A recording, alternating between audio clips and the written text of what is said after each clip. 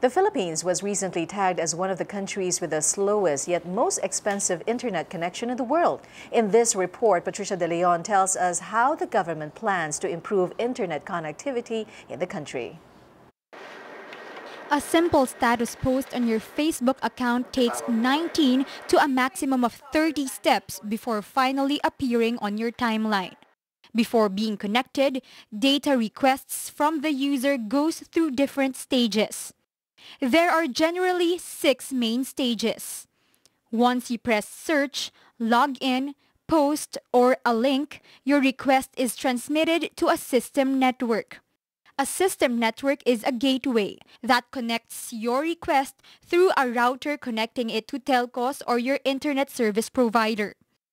The ISP is only a distributor of internet connectivity. It first has to get its source of internet service from a global network provider, which are based in other countries like Hong Kong or Singapore. The global network provider then retrieves internet connectivity and data for the website or content being accessed. After your request has been acknowledged, internet data goes all the way back to the user's device.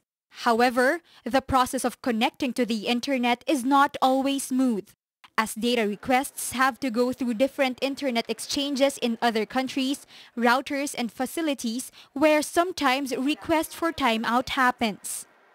Not all our telcos are connected to a common internet exchange provider. Or a common internet exchange. Unlike in all other countries, instead of directly, staying within the Philippines yung message nyo, lumalabas pa ng Pilipinas. The fact that data goes out and then comes back in, it uses up our bandwidth. DOST ICT Office spokesperson Roy Espiritu said, Filipinos access contents that are usually in English, hosted in US servers, unlike in Thailand, Indonesia, and Korea. We're probably the best English-speaking Asian country in this region. For that reason, most of the internet content that we access is actually outside of the country. They're all English-based. Data requests also are transmitted through fiber optics or a copper LAN cable, which are also factors in slowing down the process due to their limitations. Espiritu says the best way to make internet faster in the country is to make all telcos or ISPs connect to a common internet exchange. There is an existing common internet exchange in the country called the Philippine Open Internet Exchange. However, just one major telco and several smaller telcos have connected. PLDT has not connected since it has its own internet exchange.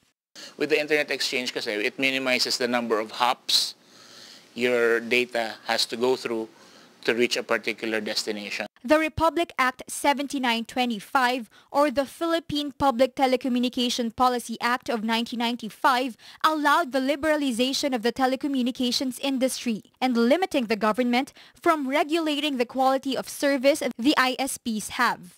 He says if all ISPs are using one internet exchange, then content providers will just have to co-locate their service in the Philippines.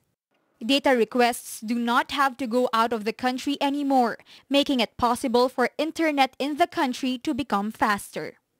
Patricia De Leon, 9 News.